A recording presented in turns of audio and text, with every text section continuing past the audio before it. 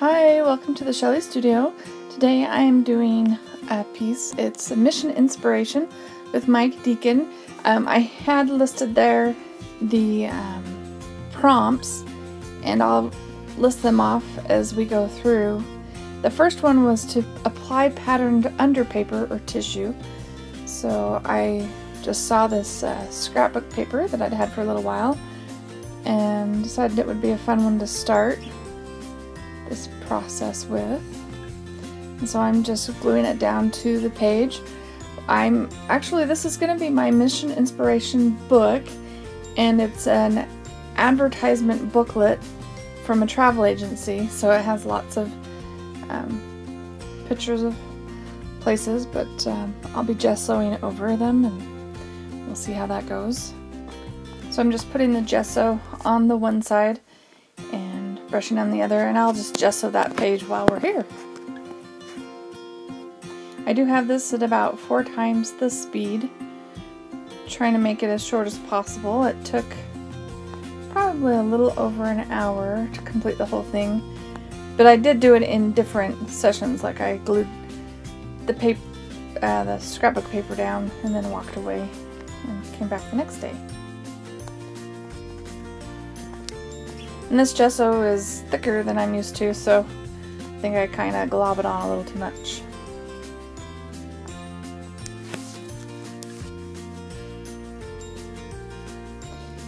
Oh yeah, and that is the second task, is cover with a thin coat of gesso. So I might have gotten the coat a little too thick, because I go over it more than once.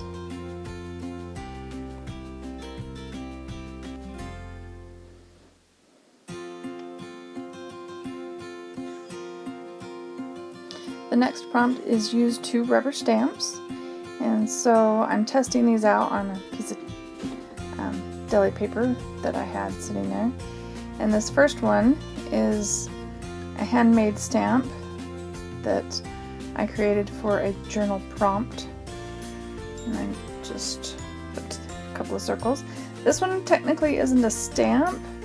The second stamp is technically not a stamp. It's kind of a rubber mat that you put in vegetable bins in the refrigerator, and I just rolled it up and stamped it on the ink, and I kind of like the pattern, the checkerboard pattern it creates. And then the next step is add torn strips of book text. So this is just a random page of book text that I had. I think it might be Bible stories or descriptions of Bible stories. This page was given to me, so I don't know what book it came out of.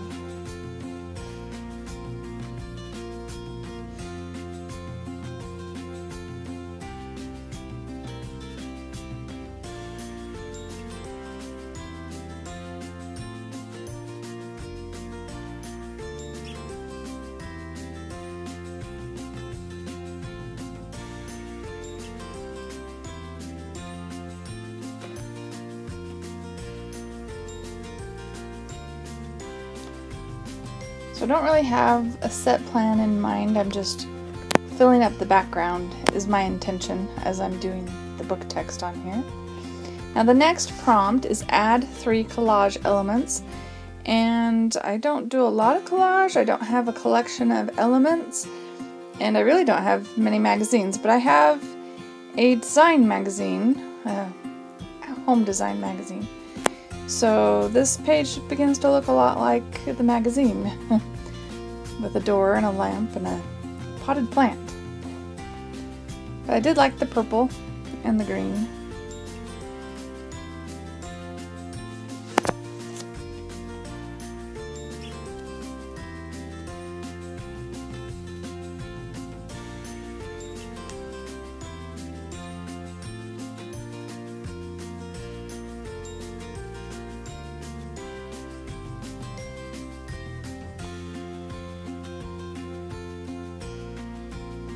Alright, and the next prompt is add 3 colors of your choice. So I decided to try and enhance the 3 of the colors that are in the background along with the door color. So the first one is kind of a purple color, and these are just craft paints.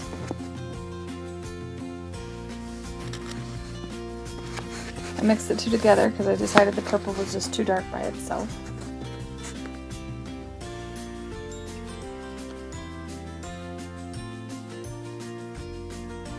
And yeah, painting with my fingers. Something I learned watching a lot of YouTube videos. Sometimes it works. Okay, and the next I do, it's just a light blue and a little bit of a teal color. So I kind of combine the two a little bit. It's just liquid came out there, so I had to shake it up some more so I could mix it a little bit. And just add that in around.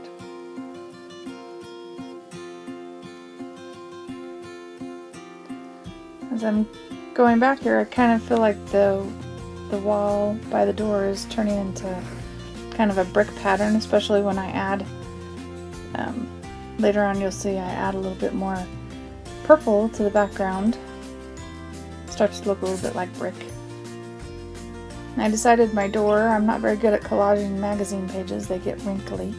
So I decided I'd paint over my door, kind of make it look more incorporated into the whole piece.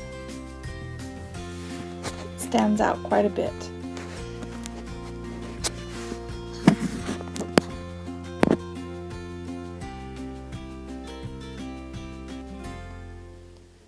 Sorry, I keep moving my hand and I think it's making sounds on the microphone. Apologize for that.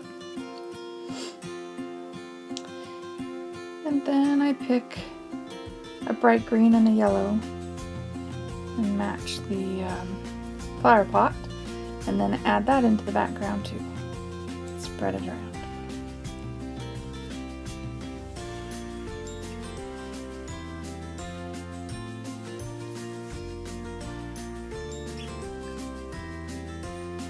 This is where I start dabbing it in a little bit and it starts to look like, I don't know, brickwork or, well, very abstract anyway. So the next prompt is add marks with white or black paint. So I decided to use a makeup sponge and just do some white blocks. They kind of look like the cornerstones on a house.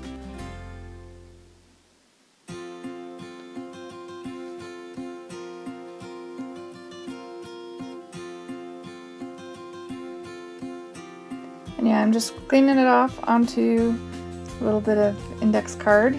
I'll do something with that later. The next one is add a quote or a phrase. I saw this one in my magazine and it said whim.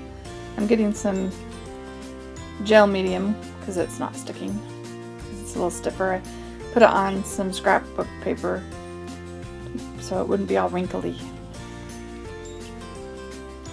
And then after that, this isn't a prompt, but I went around with my Inktense black pencil just to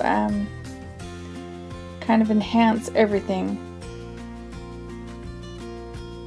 So I'll go around with that, just put a line around it, and then I go in with my water brush and activate the Inktense. And I'm blotting it off on my hand. Probably not the best use of my hand, but it works in a pinch. I'm constantly losing track of my paper towels.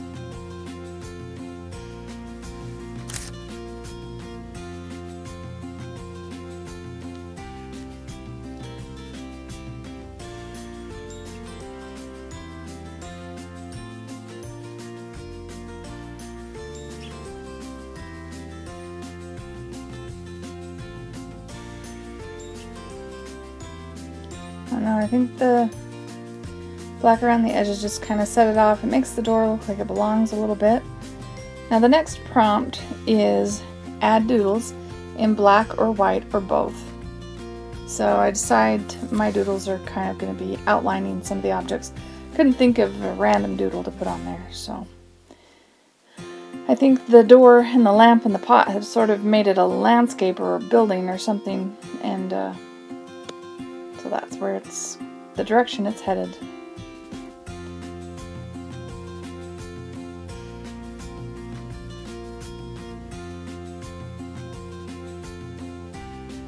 So this is me trying to decide what to do. So I just go along around all those white blocks. Decided I didn't want to smear my hand, so I flipped it over to do the other side. I'm sorry, I think the image gets a little blurry here. I put scallops around this bottom one, but I don't like it well enough, so it doesn't continue on any of the others. Just the bottom ones.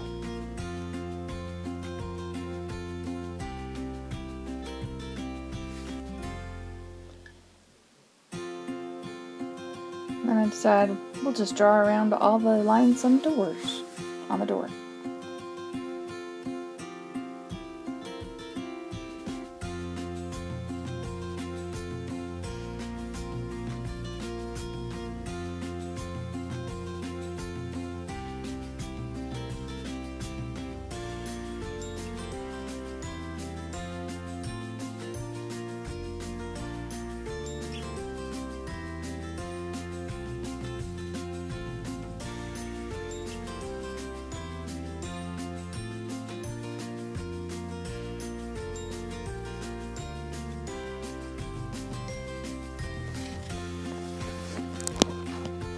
Okay, and then the final prompt is to add drips or splatters.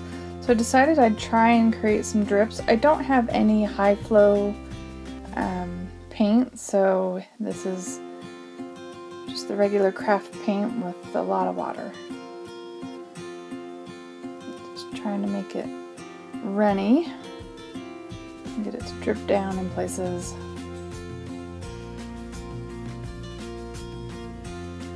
Trying to guide it around the sign a little bit and around the door. Still ends up dripping down everywhere.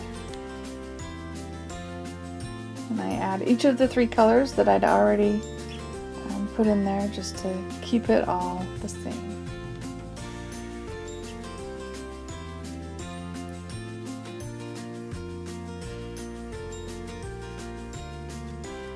And here I'm just sort of guiding those drips a little bit.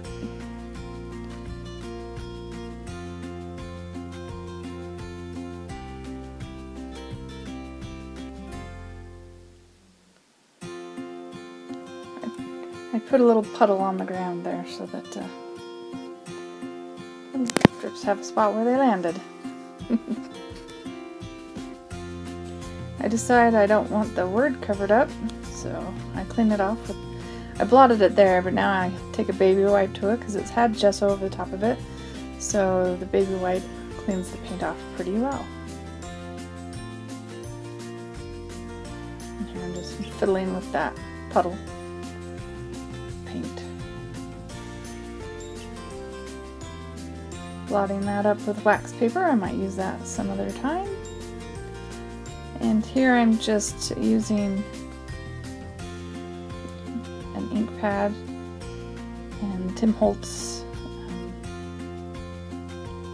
distress pad thing, and just darkening the edges to just give it a finished look. And there you have it, the finished piece. The picture, there you go. And I hope you enjoyed that. It was fun to make. And if you'd like to see more, please subscribe.